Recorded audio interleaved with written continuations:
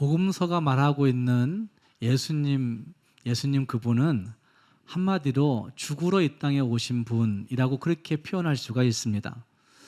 죽으러 이 땅에 오셨기 때문에 그 예수님의 삶은 참 단순해서 가르치고 고치고 선포하면서 줄기차게 중단 없이 주저없이 십자가의 길을 걸어가신 모습이 예수님의 삶에서 보여지는 그 모습이라 할 수 있습니다. 그 예수님을 통하여서 우리에게 하나님의 나라가 천국이 임하였다고 성경은 분명하게 증거해주고 있습니다. 그 예수님이 오셔서 죽으시고 그리고 부활하시고 승천하심을 통하여 우리에게 이미 그 하나님의 나라가 천국이 임하였다고 말씀한다는 말입니다. 이미 임한 그 구원, 이미 임한 하나님의 나라는 예수 그리스도를 구주로 믿는 모든 사람들에게 너무나 확실한 증거라고 할 수 있습니다. 성경 곳곳에서 이것을 분명하게 가르쳐 주고 있습니다. 여러 가지 질병을 치유하심으로 죄악으로 인해 파생된 이 땅의 많은 어려움들의 회복을 가져오심으로 예수님 때문으로 말미암은 이미 임한 천국을 우리에게 증거해 주고 있다는 말입니다. 이미 임한 천국에 가난이 문제가 되지 않았고, 이미 임한 천국에 먹을 것 없음이 장애가 되지 않았고, 이미 임한 천국에 질병과 어떤 전통적인 외식들도 장애가 되지 않았다는 사실들을 예수님이 오셔서 보여주신 이 복음서에 잘 나타내주고 있습니다. 그래서 예수의 백성된 하나님의 사람들은, 예수의 제자들은 그분으로부터 이미 임한 천국을 살고 있는 모습, 어떻게 경험하고 어떻게 살 수 있는가의 문제를 마태복음서를 비롯한 복음서는 잘 나타내주고 있는 것입니다. 또 한 가지 중요한 사실은 이미 임한 천국을 우리는 경험하였지만 아직 오지 않은 천국을 기다리며 살아가야 한다는 것이 복음서에서 또 다른 주제로 다가와 있습니다. 예수님으로 인해서 천국 백성된 우리 모두가 이미 천국은 경험했지만 아직 오지 않은 천국을 기다리고 바라보며 살아가야 한다는 말입니다. 그래서 옛날에 믿음의 선진들은 먼 하늘 구름만 떠도 내 주님 오시는가 하는 그러한 간절한 바람을 가지고 하늘을 바라보면서 하나님 앞에 소망을 아뢰고 기도하였던 그런 믿음의 선진들이 많이 있었던 것입니다. 그래서 우리도 마찬가지로 아직 오지 않은 천국을 기다리며 살아가야 됩니다. 아직 오지 않은 천국을 마음속에 품고 바라보고 살아간 사람들에게서는 분명히 그들의 삶의 목표가 분명해지고 삶의 기준이 정확하여서 어쩌면 이 땅을 살아가는 동안에 흔들림이 없이 믿음을 가지고 예수님과 같이 승리하는 삶을 살고 있는 것을 성경이 증거하고 있습니다. 어쩌면 우리 모두도 코로나 시기에 굉장히 어려움들을 겪고 있지만 아직 오지 않은 천국을 소망하고 있다고 한다면, 아직 오지 않은 천국을 준비하고 기다리고 있다고 한다면 그것이 우리의 삶의 목표가 되고 삶의 기준이 되어서 더 하나님 앞에 더 자신 있게, 더 능력 있게 기쁘게 살아갈 수 있는 근거가 거기에서부터 오게 되는 것이죠. 오늘 함께 읽은 말씀, 이 세례 요한과 예수님의 세례에 관한 기사들은 천국을 어떻게 준비해야 되는가, 천국을 어떻게 기다리고 무엇으로 준비해야 되는지를 잘 나타내주고 있는 말씀이 여기에 등장하고 있습니다. 이 말씀 통하여서 우리가 이미 임한 천국을 소유하고 이미 임한 천국 속에 살고 있는 우리 모두가 아직 오지 않은 천국을 준비하면서 끝까지 기다리며 살아갈 수 있는 믿음의 사람들이 다 될 수 있기를 주님의 이름으로 축복합니다. 함께 그 말씀 가운데 등장하고 있는 세례 요한의 삶은 광야에서 시작하여 광야로 살고 광야로 마무리되고 있는 그런 모습이 거기에 있습니다.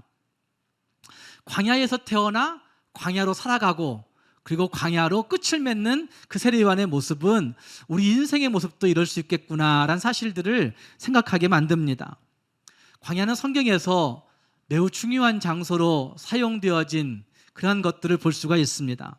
모세의 삶에서도 광야가 매우 중요하게 역할을 했고, 다윗의 삶에서도 광야는 정말 중요한 역할들을 했던 것을 볼 수 있습니다. 세례요한과 예수님의 삶에서도 이 광야는 매우 중요한 의미로 중요한 역할을 감당했었습니다.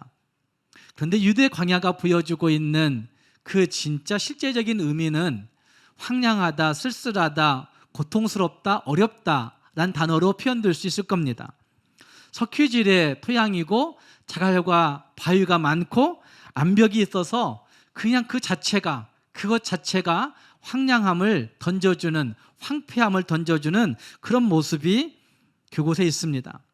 뿐만 아니라 뱀과 들짐승들이 있음으로 말미암아 광야에는 사람이 살만한 곳이 되지 못한다라는 것이 일반적인 통념입니다. 그래서 광야는 죽음의 상태에 있는 사람들의 모습을, 인생들의 모습을 상징적으로 보여주는 장소라고 그렇게 알려지고 있습니다.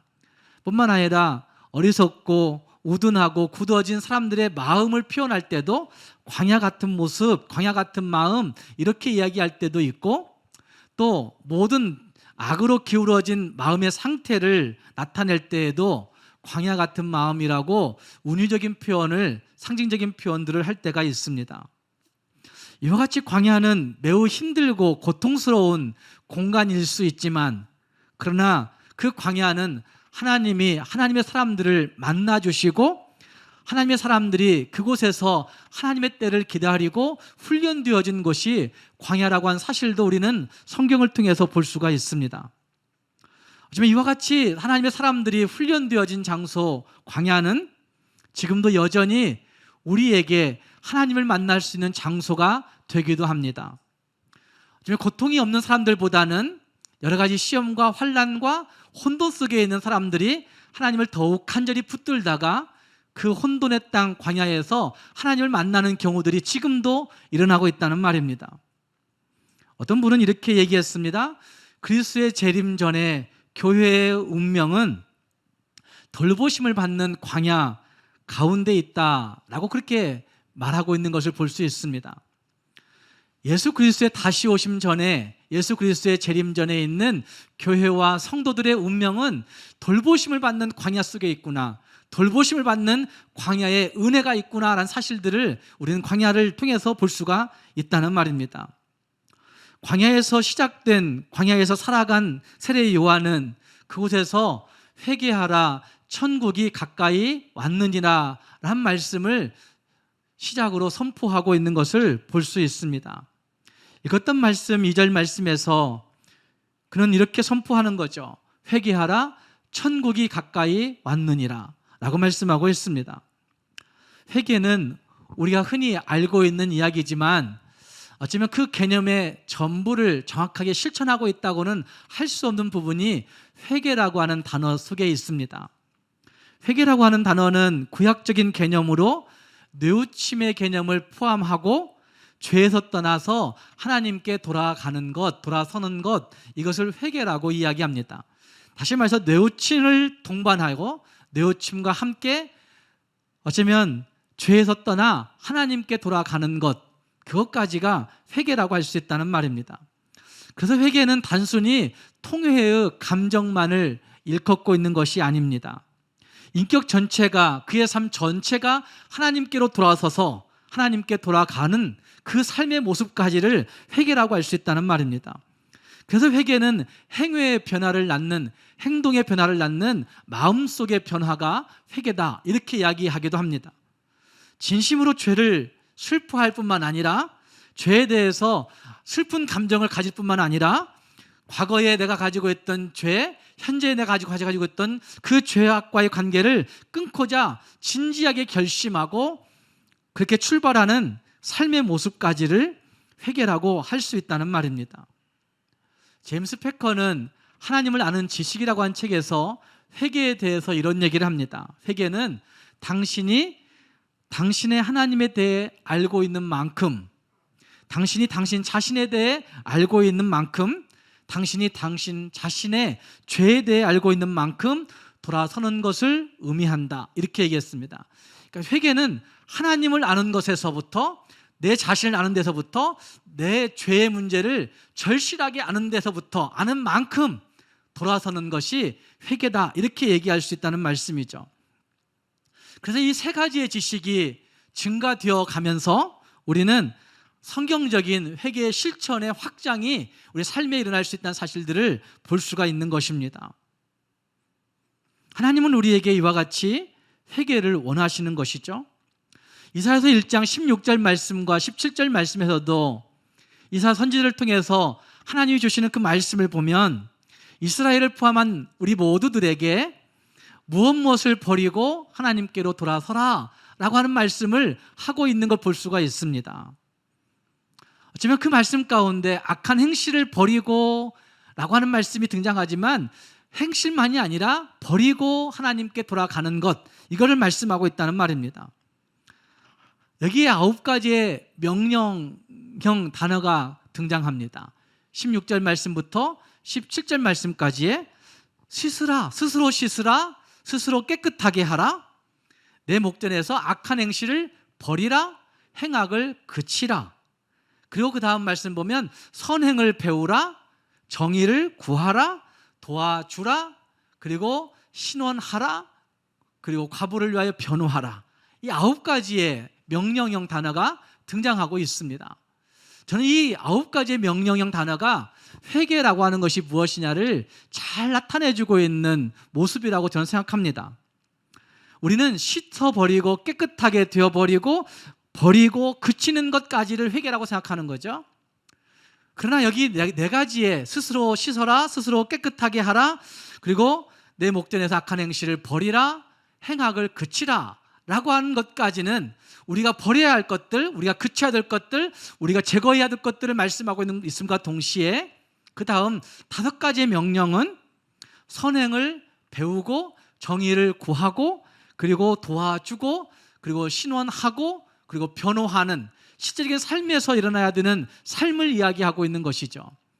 어쩌면 그치고 버리고 그 다음에 행하는 삶까지가 이 9가지 모든 것이 지켜지는 삶의 모습 전체를 총괄적으로 총체적으로 회개하는 삶이다, 회개다, 이렇게 얘기할 수 있다는 말입니다.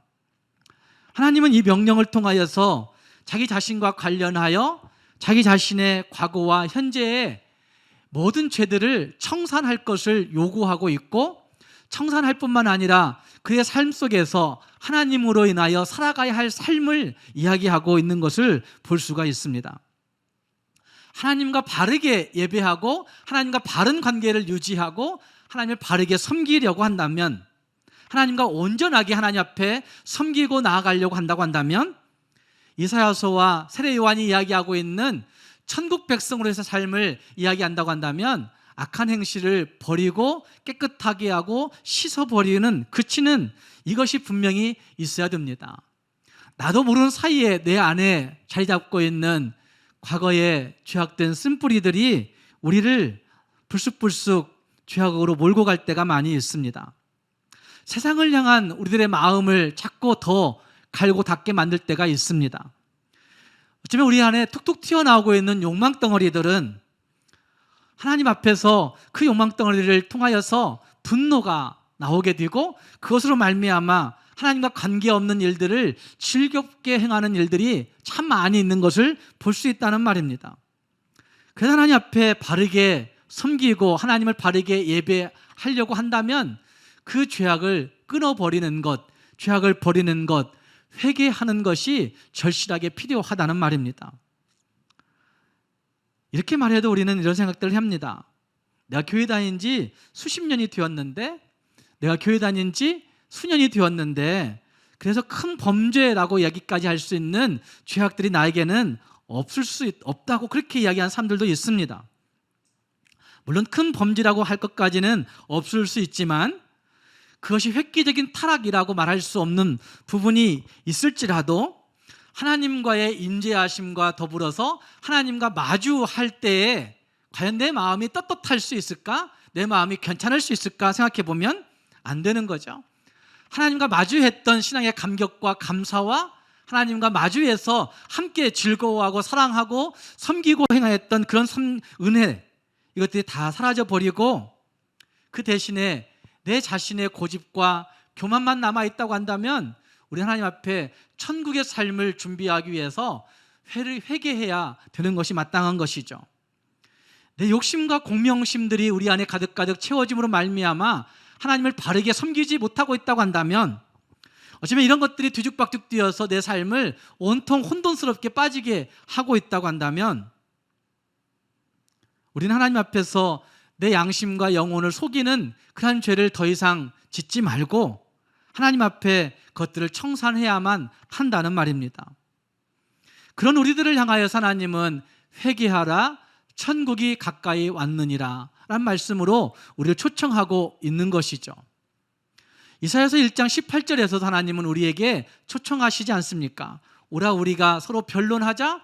너희의 죄가 주홍 같을지라도 눈과 같이 희어질 것이요 진홍같이 붉을지라도 양털같이 희게 되리라 라고 말씀하시면서 하나님은 우리를 초청하고 계시는 것입니다. 하나님 앞에 나아오려면, 천국 백성으로 그 삶을 누리려면 하나님 앞에 먼저 회개해야 돼, 이렇게 얘기하는 사람들도 있지만 이건 매우 잘못된, 신학적으로 매우 잘못된 모습일 수도 있습니다. 순서적으로 회개해야 천국을 가질 수 있다 이렇게 얘기하는 것보다는, 아니 반드시 지금 하나님의 회개가 요청된다라는 사실로 볼 수 있는 완곡한 표현으로 볼 수도 있는 것 아닙니까? 회개는 선택사항이 아니라 필수적으로 하나님 앞에 해야 되는 중요한 것이다라는 사실을 강조하기 위해서 회개하라, 천국이 가까이 왔느니라 라는 말씀을 선포하고 있는 것으로 완곡한 표현으로 볼 수 있다는 말입니다. 어쩌면 우리는 하나님 앞에서 이 음성을 들으면서 죄를 인정하는 지적인 동의와 더불어서 심령의 찔림을 받는 감정적인 고통과 그리고 하나님께 돌이키는 의지적 결단이 함께 수반하여서 하나님 앞에 진짜 회개로 나아가는 하나님의 사람들이 되어야 되는 것입니다. 그래서 진짜 회개는 내 내면의 소리와 하나님의 소리를 분별하여서 하나님의 소리를 들을 때 진짜 하나님 앞에 진짜 회개로 나아갈 수가 있는 것입니다. 사랑하는 여러분, 회개하라, 천국이 가까이 왔느니라 라고 한 말씀을 다시 한번 우리 마음속에 새겨보면서 천국을 준비하기 위해, 천국을 누리기 위해 하나님 앞에 진짜 회개로 나아갈 수 있는 우리 모두가 될 수 있기를 주님의 이름으로 부탁합니다. 성경에 천국이라고 하는 말은 마태복음에 33번 등장하고 있습니다. 천국은 하나님의 나라라는 말과 서로 바꾸어 사용되기도 했는데, 마태는 천국을 선호하고 있고 다른 복음서는 하나님의 나라를 더 좋아하고 있는 모습들도 볼 수가 있습니다. 하나님의 나라, 천국은 우리가 기억하는 대로, 우리가 생각하는 대로 저 하늘 너머에 있는 어떤 장소를 일컫는 것이 아닙니다. 어떤 특정한 장소가 아니라 왕 되신 하나님이 다스리시는 그곳, 왕 되신 하나님이 통치하시는 그곳이 천국이라고 말하고 있습니다. 하지만 왕 되신 하나님의 통치를 받는 우리들이 천국의 백성이요 천국의 자녀들이라 할 수 있다는 말입니다. 그 천국에 대해서 말씀하면서 오늘 읽은 말씀 가운데서는 사도 요한이, 세례 요한이 이런 삶으로 부름받았다는 사실을 말씀하고 있는 것도 볼 수가 있습니다. 3절 말씀과 4절 말씀에서 3절에서 세례 요한의 삶을 예언하고 있는 이사야 선지자의 예언을 인용하여서 이렇게 얘기합니다. 광야에 외치는 자의 소리가 있어 이르되 너희는 주의 길을 준비하라, 그가 오실 길을 곧게 하라, 이렇게 말씀하고 있습니다. 세례 요한이 예수님 전에 올 건데, 그 예수님 전에 오는 세례 요한은 광야에 외치는 자로 살아갈 것이다. 주의 길을 준비하는 자로, 그의 오실 길을 곧게 하는 자로 살아간다라고 한 표현을 예언하고 있는 것이죠. 천국을 말씀하고 있는, 천국을 선포하고 있는 세례 요한에 대해서 주의 길을 준비하는 자, 주의 오실 길을 곧게 하는 자, 이렇게 표현하고 있는 모습을 우리는 좀 중심적으로 생각해 볼 수 있어야 됩니다. 그가 천국을 준비하는 삶을 살아간 인생이었다라고 할 수가 있습니다. 실제로 요한은 이 땅에 태어나서 천국을 준비하는 삶을 살았다고 할 수 있습니다. 그래서 그는 광야에서 태어나 광야에서 살아가는 거죠. 광야에 살지만 그 정신과 삶이 광야 사람이 아니라 도시 사람으로 살아간 것이 아니라 실제 그 정신과 삶의 모습도 광야의 사람으로 살아갔던 것을 볼 수 있습니다. 그래서 4절 말씀에 이 요한은 낙타 털옷을 입고 허리에 가죽들을 띠고 음식은 메뚜기와 석청을 먹었다라고 표현하고 있습니다. 그가 입고 있는 옷의 모습, 그가 살고 있는 삶의 모습, 그가 먹고 있는 음식의 모습을 소개하고 있는 것인데, 이거는 그 당시에도 이렇게 먹지는 않았어요. 왜 그렇게 먹었느냐? 그 당시에 그렇게 가난해서 먹었다? 이렇게 얘기할 수 없는 부분이란 말씀이죠. 잘 먹고 살았을 텐데, 그러나 광야에 살고 있는 그는 하나님 때문에 천국을 준비하기 때문에 그의 삶을 절제하고 단순화시키고 순수하게 살아가고 있는 모습을 여기 4절 말씀이 이와 같은 모습으로 말하고 있는 것입니다. 그러니까 그는 의식주의 문제에 있어서도 천국을 준비하듯이 살아간 인생이라고 할 수가 있습니다. 광야에서 하나님을 묵상하면서 하나님을 기다리면서 순수하게 살고 있는 그런 모습이 거기에 있습니다. 또한 그가 오실 길을 곧게 한다고 하는 표현은 더욱 그런 모습을 잘 보여주고 있습니다. 길을 곧게 한다는 표현이 옛날 번역 성경에서는 평탄하게 하라 이런 표현으로 번역되었습니다. 평탄하게 한다라는 의미를 가지고 있습니다. 길을 평탄하게 할 때에는 그 길에 있는 그 어떤 뿌리 있는 나무들도 다 캐내버려야 됩니다. 그 길에 놓여져 있는 큰 돌이든지 작은 돌이든지 그것들을 다 캐내어 버리지 아니하면 그 길을 평탄하게 고를 수가 없습니다. 그리고 그 길에 자꾸 흙을 붓고 모래를 붓고 부어서 그 길을 다져 놓아야만이 그 길이 평탄하게 사람들이 다닐 수 있는 그런 길이 될 수 있다는 것입니다. 그가 오실 길을 곧게 한다는 표현은 다시 말해서 우리 안에 있는 그분을 맞아들이기에, 그분을 받아들이기에 불편하고 거추장스럽고 애매한 모든 것들을 뿌리채 뽑아내 버리고, 그리고 그분이 오실 길들을 평탄하게 닫아놓는 상태를 곧게 하라라고 표현해서 말하고 있는 것입니다. 천국을 준비함에 방해가 되는 그 모든 것들을 버려야 된다는 말입니다. 하나님의 거룩한 뜻과 일직선이 되지 아니한, 하나님의 거룩한 뜻과 합치되지 아니한 그 모든 것들을, 그 구부러진 것들을 버리고 제거해야만이 그분이 오실 길을 예비하는 것이고 그분이 오실 때 받아들일 수 있는 천국을 준비하며 삶의 모습이라고 할 수 있다는 말입니다. 주의 오심에 장애물이 될 만한 그 모든 것들을 치워야 하는 것이죠. 우리 안에 있는 스스로 세운 어떤 행위의 의들, 우리 안에 스스로 세워놓은 자기 자만심들, 우리 안에 스스로 세워놓은 독선적이고 배타적인 그런 교만함들, 우리 안에 스스로 세워놓은 탐욕들, 나도 모르는 사이에 들어와 있는 내 욕망 덩어리들, 그것으로 말미암아 분노와 강포스러움과 흉악스러움들을 가지고 있는 내 삶의 모습들을 다 걷어치워야만이 주님이 오실 길을 준비할 수 있다, 주님이 오실 길을 평탄하게 할 수 있다, 곧게 할 수 있다, 이렇게 말할 수 있다는 말입니다. 그래서 여기 주의 길을 준비한다, 그가 오실 길을 곧게 한다는 표현은 세례 요한이 첫 번째 선포하였던 회개하라 천국이 가까이 왔느니라는 말씀 가운데 회개와 같은 의미로 쓸 수가 있는 것이죠. 하나님은 우리에게 20년 혹은 30년 혹은 40년, 어떤 분은 60년, 70년, 80년, 90년, 제가 어떤 성도들을 어저께도 검색하면 보면서 100세가 넘으셨네 벌써, 이렇게 생각하신 분들이 몇 분 계셨는데 100년을 주셨다고 한다면 그 인생들의 세월들은, 우리 인생의 세월들은 하나님이 뭐 하라고 주셨을까요? 이 땅에서 잘 누리고 살아라, 이것 때문에 주셨을까요? 어쩌면 우리가 이 땅 살아가는 이 세월의 기간들은, 이 시간들은 천국을 준비하고자, 천국을 준비하게 하시고자 주시고 있는 시간들이라고 이야기할 수 있을 겁니다. 이미 얻은 천국의 기쁨을 가지고 이미 얻은 천국의 기쁨을 누리면서 온전하게 임할 그 천국을 준비하라고 주신 시간들이라 할 수 있다는 말입니다.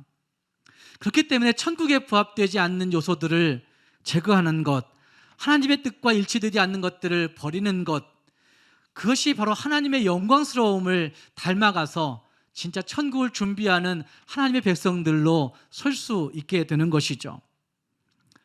그런데 이 땅에는 예수님 당시부터 그렇게 살지 않는 사람들이 참 많이 있습니다. 더더욱 문제는 말로는 천국을 기다린다 말하지만 실제로 그렇게 살지 않는 사람들이 많이 있다는 말입니다.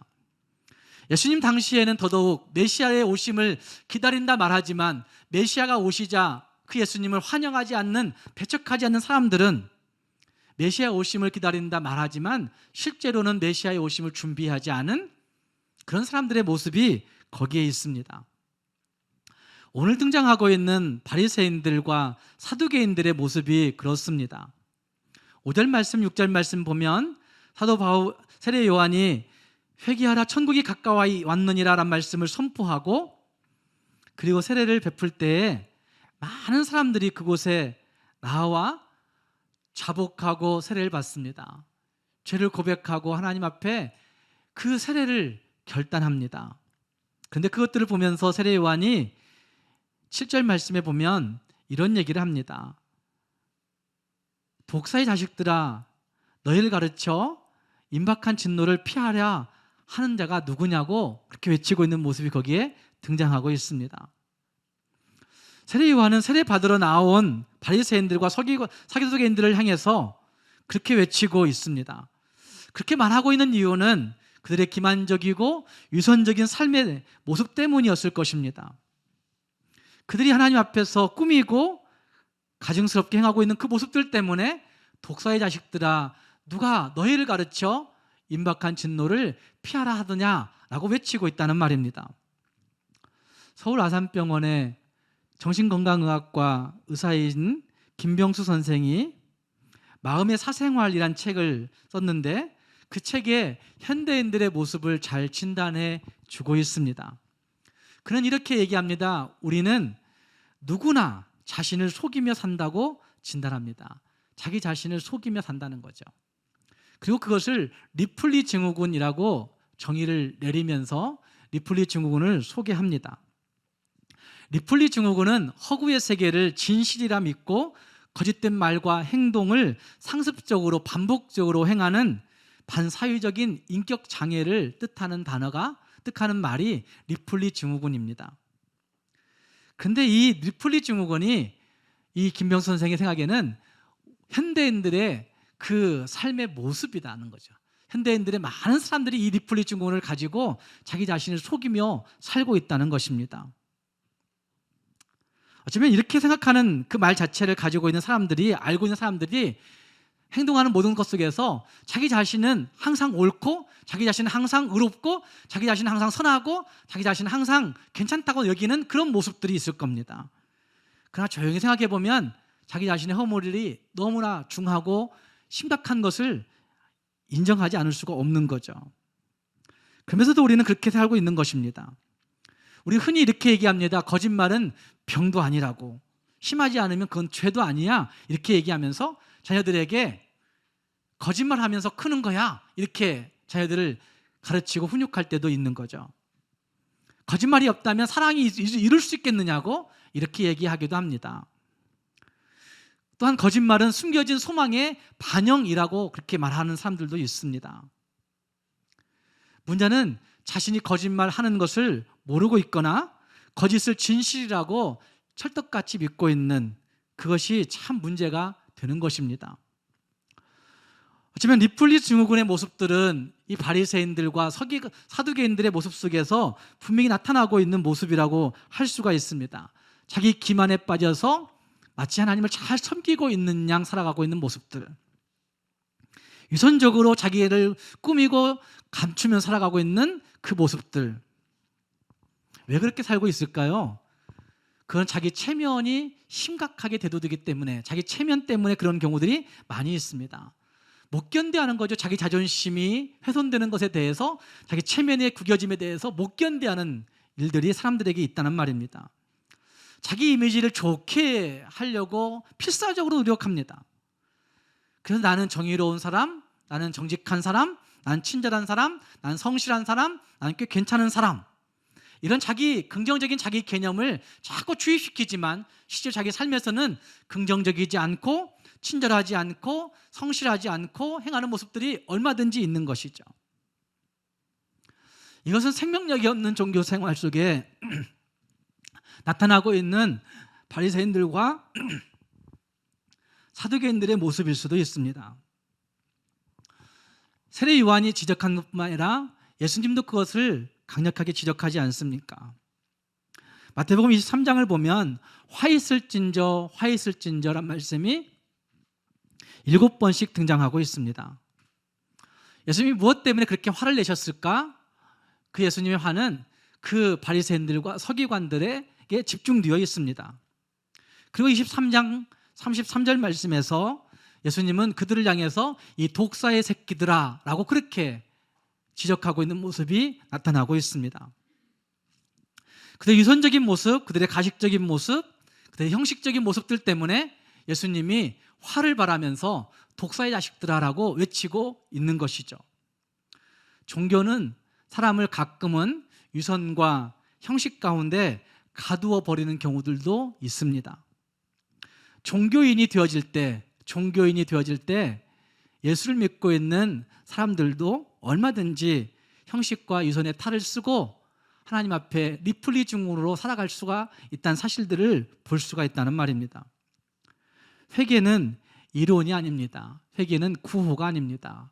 실제적인 삶의 모습 속에서 하나님 앞에 삶을 전환시키고 거기에 따른 열매를 맺어가는 것이 진짜 회개의 모습이라는 사실들을 우리는 기억해야 됩니다. 그래서 회개에 합당한 열매를 맺고 나오라 이렇게 말하고 있는 모습이 거기에 나타나고 있는 것입니다. 세례 요한의 모습은 회개에 합당한 열매의 모습이 분명히 있습니다. 그래서 그는 자기가 훨씬 더 많은 제자를 거느리고 있고 훨씬 더 많은 영광을 가지고 있는 사람이었지만 예수님이 오시자 예수님 앞에 어떻게 예수님 당신이 내게 세례를 받으러 오십니까? 라고 말하면서 난 당신의 신을 들기에도 부족한 사람입니다 라고 하는 겸손한 모습을 살아내고 있습니다. 이것은 그 세례 요한이 회개에 합당한 열매를 가지고 살고 있는 삶의 모습이라 말할 수가 있습니다.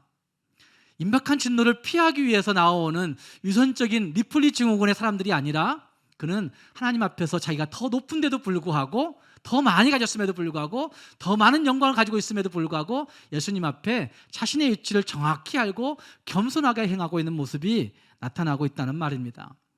뿐만 아니라 예수님은 신이신 하나님께서 그 세례 요한에게 죄 없으신 예수님께서 세례를 받고 계십니다. 그것은 진짜 겸손함의 극치라고 이야기할 수가 있을 것입니다. 예수님과 세례 요한의 태도에서 회개에 합당한 열매가 무엇이냐고 묻는다면 바로 그것은 겸손함이라고 이야기할 수 있을 겁니다. 천국을 무엇으로 준비할 것인가? 겸손함으로 준비할 수가 있는 것입니다.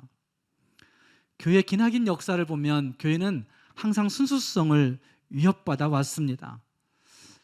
그러나 그 순수성의 위협 가운데서도 천국을 준비하는 많은 사람들을 통하여서 교회는 여기까지 지탱되어졌고 하나님이 교회를 세워오셨습니다. 우리는 하나님 앞에서 천국을 준비하는 사람이 되어야 됩니다. 진짜 회개함으로, 진실한 회개함으로 천국을 준비할 수 있어야 되는 것이고 회개에 합당한 열매, 겸손한 삶의 모습으로 천국을 잘 준비하여서 하나님 앞에 영광 돌리며 기뻐할 수 있는 천국의 삶을 살 수 있는 우리 모두가 될 수 있기를 주님의 이름으로 축복합니다. 기도하겠습니다.